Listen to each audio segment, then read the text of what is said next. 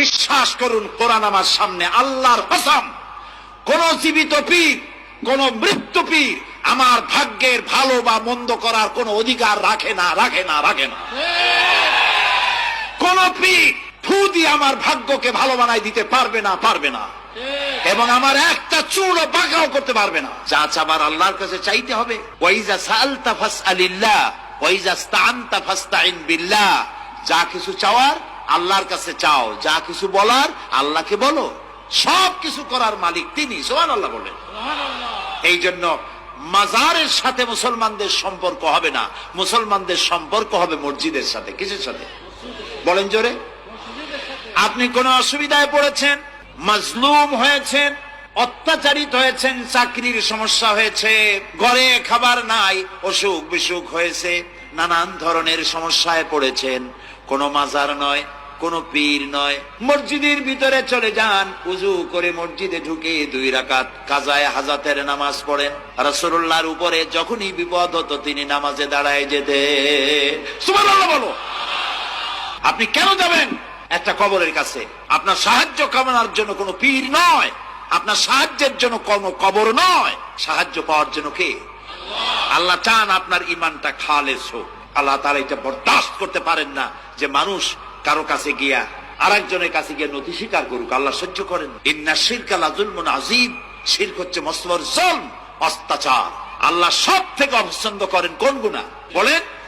শিরক। আল্লাহ সহ্যই করেন না। কেন করেন না? একটা যুক্তিতে আসে। যারা বিবাহ করেছেন তাদের স্ত্রী যদি স্বামীর সাথে যে ধরনের হাসি খুশি প্রেমের আদান প্রদান করে, স্বামী ছাড়া যদি আরেকজন পুরুষের সাথে এরকমের ভাব বিনিময় করে, ফোনে কথা বলে, প্রেম করে, খুব সুন্দর করে ভালোবাসা দিয়ে যদি চিঠি লেখে অন্য পুরুষের কাছে, অথবা প্রেম নিবেদন করে, তাহলে স্বামীদের অবস্থা কেমন হবে বলেন? এইটার জবাব দিতে যদি দেরি হয় তো খুবই কুলক্ষণ। হ্যাঁ, ভয়ানক হবে, ভয়ানক হয়ে যাবে। নিজের চরিত্র যতই যা হোক, বউর চরিত্র ভালো চাই। আচ্ছা বলেন তো, স্ত্রী আপনার সঙ্গে যেভাবে প্রেমের হাসি হাসে, প্রেম নিবেদন করে, ওই রকম আরেকটা পুরুষের কাছে সাথে করলে আপনার সহ্য হয় না কেন? আপনি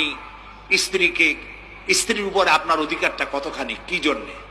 আপনার স্ত্রীর যে হাসি, যে মিষ্টি হাসি, যা আপনার প্রাণ কেড়ে নেয়, ওই হাসিতে আপনার কোন অবদান আছে বলেন? তার যে টানা টানা চোখ, সুন্দর ভ্রু, মাথায় অনেক লম্বা চুল, শরীরটা সুন্দর, যৌবন, রূপ, এর ভেতরে আপনার কোন অবদান আছে? হ্যাঁ আছে, একটু তো আছি। আপনি যে মুখ দিয়ে বউটা হাসে, সেই ঠোঁটে একটু লিপস্টিক লাগাইছেন। যে চোখের জন্য আপনি পাগল, সেই চোখে একটু কাজল লাগাইছেন। শরীরটাকে পেঁচাবার জন্য সুন্দর একটা শাড়ি কিনে দিছেন।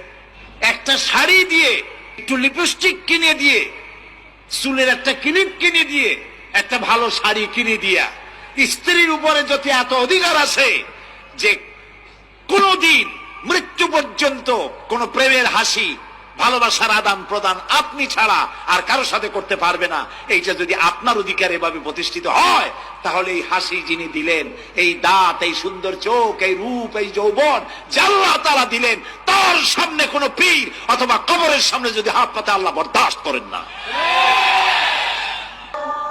রাসূল সাল্লাল্লাহু আলাইহি ওয়াসাল্লাম যে রোগে মারা গেছেন, শেষ অসুখ, সেই সময়ে তিনি বললেন, পৃথিবীর মানুষ সাবধান থেকো, লানাল্লাহুল ইয়াহুদা ওয়ান নাসারা ইত্তাখাযু কুবুর আনবিহিম মাসাজিদা। নিশ্চয় ইহুদি খ্রিস্টানের প্রতি অভিশাপ, নিশ্চয় ইহুদি খ্রিস্টানের প্রতি অভিশাপ। ওরা নবীদের কবরকে মসজিদ তৈরি করেছে, ওরা নবীদের কবরকে মসজিদ তৈরি করেছে। রাসূল সাল্লাল্লাহু আলাইহি সাল্লাম বললেন, লা তাজালু কাবরি ওয়াসানা। পৃথিবীর মানুষ, আমার কবরটাকে ইবাদতের জায়গা করো না। পৃথিবীর মানুষ, আমার কবরটাকে ইবাদতের জায়গা করো না। ইন্নাল্লাহ ইয়াগযিবু আলা কওমিন।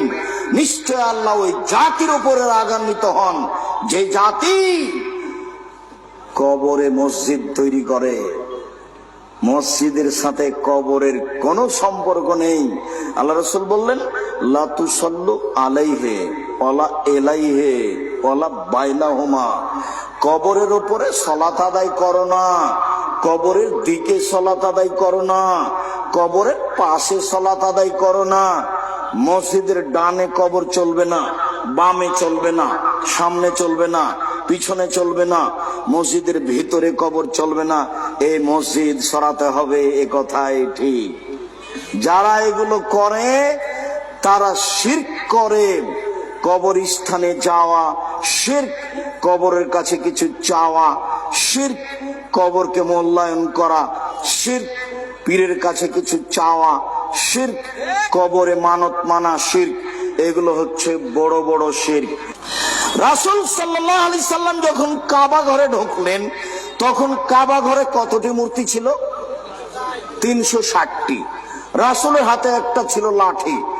তিনি আঘাত করে মূর্তিগুলি ভাঙতে লাগলেন আর মুখে বলতে লাগলেন, জাল হক এসেছে সত্য, ওয়াজাকাল বাতিল চলে গেছে মিথ্যা। ইন্নাল বাতিলা নিশ্চয় মিথ্যা, কানা যাহুকা চিরদিন মিথ্যা।